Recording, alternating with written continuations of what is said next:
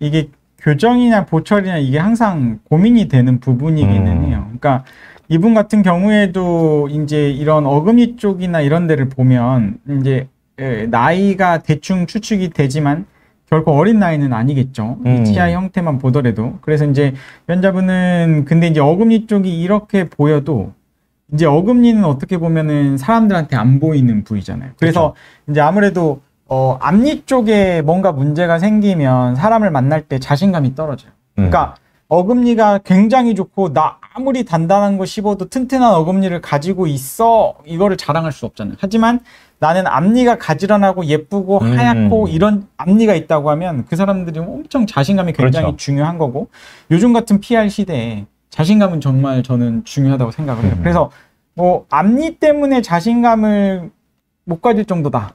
컴플렉스가 있다 그러면 그런 부분은 비용을 들여서라도 저는 해야 된다고 생각을 하고 제가 성형 같은 경우도 저는 컴플렉스가 있다 그러면 해야 된다고 생각을 해요. 자신감 회복을 위해서. 어쨌든 이제 이 환자분 같은 경우에도 어금니 쪽에 문제가 있어서 제가 봤을 때는 기능적으로 식사가 잘 안 될 것 같은데 이 환자분의 관심은 앞니에만 앞니였어요. 네, 앞니가. 왜냐면 어금니 쪽이 불편해도 안 오다가 앞니가 깨지니까 이제 오신 거예요. 치과에.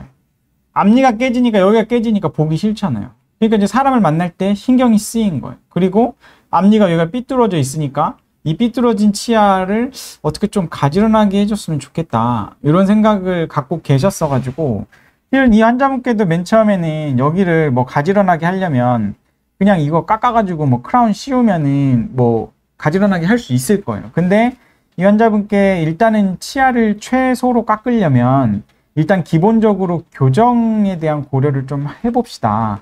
만약에 교정적으로 여기에 이제 치아가 깨진 부분이 있으니까 여기를 뭐 레진을 하든 뭐 어떤 치료를 하고 난 다음에 이제 교정적으로 상담을 하고 만약에 그 비용과 시간이 조금 환자분이 받아들일 수 있는 수준이라 그러면 저는 이제 교정을 해야 된다고 생각을 했어요. 그래서 이제 교정 상담도 한 분인데 일단은 이제 깨진 부분을 이렇게 뭐 레진으로 일단 해드렸고 일단은 뭐 교정을 조금 고민을 해보신다더니 이제 치아가 여기가 이제 메워지니까 안 오시는 다시 급한 불을 이제 꺼냈던 거예요. 맞아요. 그렇죠. 그러다가 이제 어느 날 나타나셨는데 이제 앞니가 보기 싫고 이제 다른 데서 이게 치아가 아파가지고 신경치료를 받다가 이제 오신 거예요. 왜냐면 이제 여기가 신경이 가까웠기 때문에 이제 신경이 노출이 안 되면 일반적으로 레진 치료나 충치 치료를 하는데 어느 순간 환자가 아플 수가 있어요. 그러면 어쩔 수 없이 할 수 있는 게 복구 임플란트가 아니고 신경치료란 말이에요. 그래서 이제 신경치료를 하고 그리고 여기는 또 썩었죠. 그러니까 사이사이에 이렇게 치아가 삐뚤어져 있으면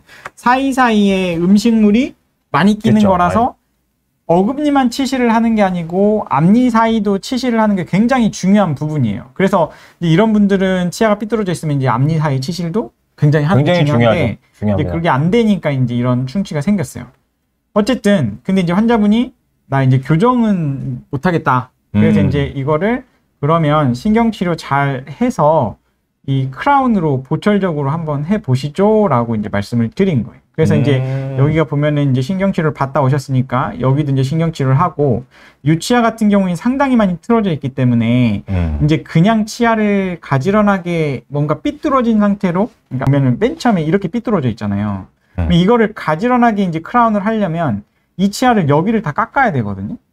근데 치아의 센터 부위를 깎으려면 무조건 신경치료는 고의적으로 하는 거예요. 어쩔 수 없이. 신경을 죽이는 거죠. 아니면은 이제 크라운을 할 때 여기를 갖다가 이 모양 그대로 크라운을 하는 방법이 있는데 이왕이면 돈 들이는 거 가지런한 거를 다 좋아하겠죠. 그래서 이제 여기를 둘 다 신경치료를 한 거예요. 그래서 이제 신경치료를 하고 보면은 잇몸도 여기를 갖다가 이 대칭을 맞추기 위해서 이렇게 이제 오려 내준 거예요. 이제 여기 두 개 치아는 그냥 레진으로 잘 마무리를 했고 이 두 개는 신경치료에 크라운으로 해서 가지런한 느낌을 하고 여기 잇몸을 잘라내준 다음에 저희가 이제 여기 임시치아로 잇몸을 한마디로 몰더링을 한다고 하거든요. 형태를 잡아주기 위해서 약간 임시치아로 한 달 안팎을 갖다가 쓰면은 잇몸이 또 예쁘게 자리를 잡아요.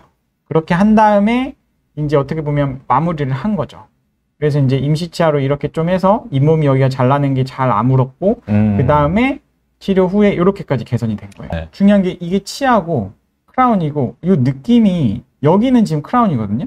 네. 이 크라운의 탁한 느낌이랑 이 치아의 색깔이랑은 좀 다르잖아요. 많이 다르네요. 이런 게 이제 심미 치료의 핵심이고 이게 보면은 여기 잇몸 라인이 이렇게 비대칭성이 심했고 치아가 이게 틀어짐으로 인해서 형태적인 비대칭성도 심했어요. 그래서 좌우 대칭의 모양을 잇몸을 포함해서 이게 맞춰주는 게 생각보다 중요하고 조금 아쉬운 점은 두 번째가 대칭이 아니에요. 제가 환자분께 설명을 드리는 건 여기를 갖다가 올리는 거는 실은 쉽지 어렵습니다. 않아요. 쉽지 않아요. 그래서 이거는. 여기를 갖다 살짝만 오려냈으면 좋겠다고 했는데 환자분이 잇몸 오려내는 거 싫다고 해가지고 못했어요.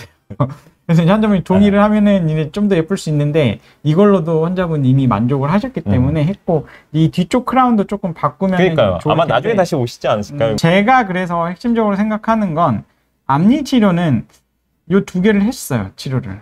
근데 누가 봐도 저거 한 거네 티가 나면 저는 좀 별로인 것 같아요. 그래서 이제 티나지 않고 내추럴하게 뭔가 자연스럽게 된 게 친미성으로 가장 중요한 부분인 것 같아요.